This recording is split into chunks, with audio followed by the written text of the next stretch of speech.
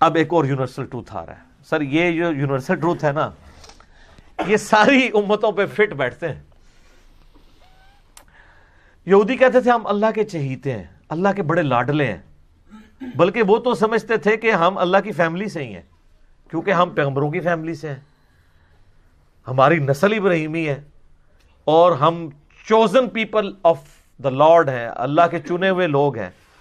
چنے ہوئے تو تھے نا, یا بنی اسرائیل اذکروا نعمتی التی انعمت علیکم وانی فضلتکم علی العالمین. لیکن چوزن پیپل تو وہ تھے جنہوں نے واقعی اس حق کو قبول کیا, ورنہ انہی چوزن پیپلز میں سے پیغمبر موجود ہیں اور ان کے ساتھی بندر اور خنزیر کی شکل میں بنا دیے گئے ہیں اصحاب سبت. اصحاب سبت کون تھے؟ وہ یہودی تھے نا, جنہوں نے ہفتے کے دن کے شکار کے معاملے میں روگردانی کی تھی. تو وقت کا پیغمبر تو موجود تھا ان کے اندر, یوشع ابن نون. بخاری مسلم دونوں میں حدیث ہے, نبی علیہ السلام نے فرمایا کہ بنی اسرائیل کا انتظام ہمیشہ پیغمبروں کے ہاتھ میں رہا ہے. مسلسل حضرت موسیٰ علیہ السلام سے لے کر عیسیٰ علیہ السلام تک 1400 سال تک ان کی تار ٹوٹی نہیں ہے.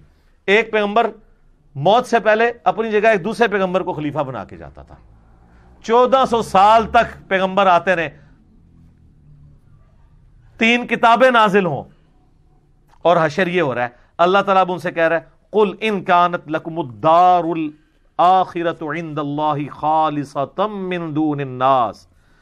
اے نبی ان سے فرماؤ کہ اگر یہ تم سمجھتے ہو کہ آخرت میں جو جنت ہے, آخرت کی زندگی کے حقدار صرف تم ہی ہو.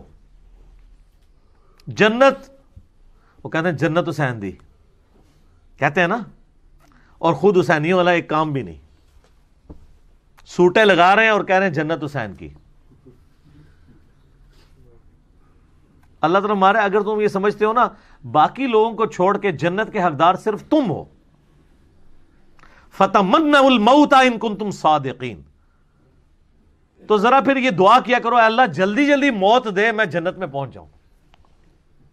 ہاں تو آپ میں سے کون کون تیار ہے؟ یہ لٹمس ٹیسٹ اللہ نے رکھا ہے کہ جو واقعی جنت کا حقدار ہے نا وہ ہر وقت اس انتظار میں رہے گا, یا اللہ موت آئے میں جلدی جلدی جنت میں پہنچوں. تمنا کرو موت کی, موت کی دعا کرنے کی اجازت نہیں ہے. بخاری مسلم میں حدیث ہے, نبی علیہ السلام نے منع کیا کہ کوئی شخص یہ دعا نہ کرے کہ اللہ مجھے موت دے دے مصائب سے تنگ آ کے, کیونکہ وہ مصائب تو آپ کا امتحان ہے. لیکن تمنا کی جا سکتی ہے اگر حالات و واقعات اتنے بگڑ جائیں تو بالکل ٹھیک ہے. امام بخاری کے ساتھ ان کی زندگی میں یہی ہوا ہے نا, ان کے کلاس فیلوز نے ان کے خلاف اتنا پراپوگنڈا کیا کہ جس شہر میں جاتے تھے شہر کے دروازے پہ پہلے ہی بندہ کھڑا ہوتا تھا کہ حضرت ادھر نہیں آنا, آپ تو گمراہ ہیں. آج ان کے حضرت ان کے مریدوں کو کوئی جانتا بھی نہیں ہے, پوری دنیا میں بخاری بخاری ہو رہی ہے. ٹھیک ہے, یہ بات ہے.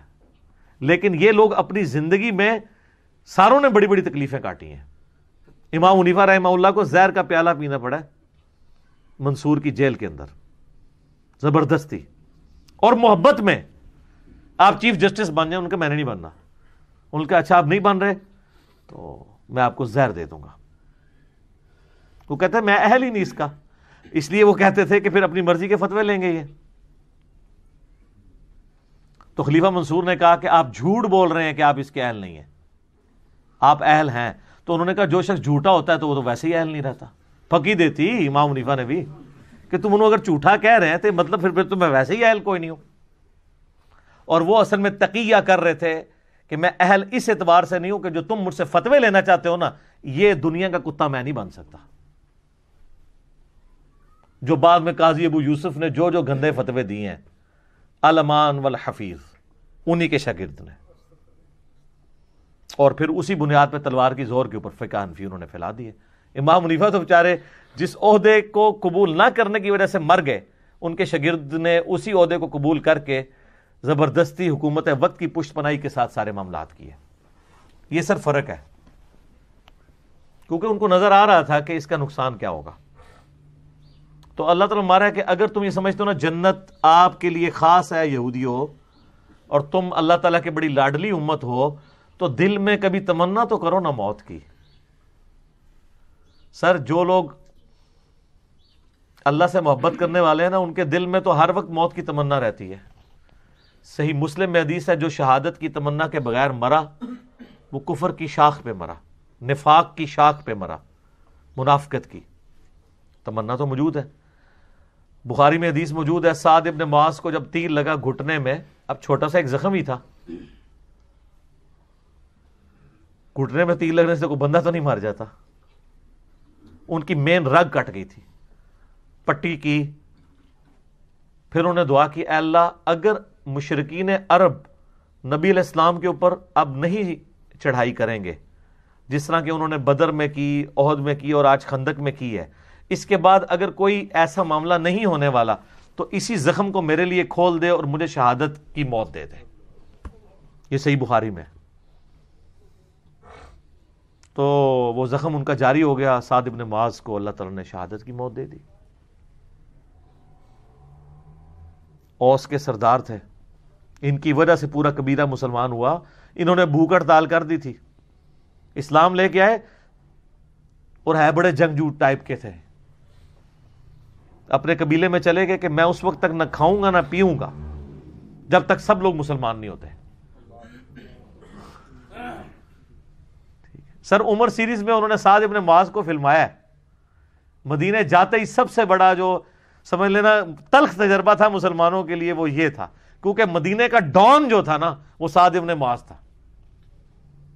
کوئی چسکتا بھی نہیں سی انہوں تو بغیر، اور ڈان تھے وہاں کے، اور اللہ نے دیکھے کہاں پہنچا دیا. اور ان کو وہ شہادت کی تمنا ملی، کیونکہ بخاری میں موجود ہے نبی علیہ السلام نے خندق کے موقع پہ کہہ دیا تھا کہ یہ آخری دفعہ ہے کہ کافر تم پہ آئے ہیں، اب تم کافروں پہ حملہ کرو گے. اور وہی ہوا. اگلے سال نبی علیہ السلام نے پھر 6 ہجری کے اندر عمرے کا ارادہ کیا، وہ صلح حدیبیہ ہو گئی. 7 ہجری میں غزوہ خیبر ہوا، 8 میں فتح مکہ ہو گیا. تو مومن تمنا کرتا ہے موت کی اس اعتبار سے کہ اے اللہ اگر دنیا میں میرے لیے کوئی خیر باقی نہیں ہے، میرے لیے زندگی میں امتحان ایسے آنے والے ہیں جن کو میں برداشت نہ کر کے کفر کی زندگی میں نہ چلا جاؤں، اگر اس اعتبار سے کوئی موت کی تمنا رکھتا ہے تو وہ صحابہ کی سنت ہے. شہادت کے اعتبار سے جو تمنا رکھتا ہے، کیونکہ اگر آپ تمنا ہی نہیں ہوگی شہادت کی تو آپ جنگ خاک لڑیں گے جا کے.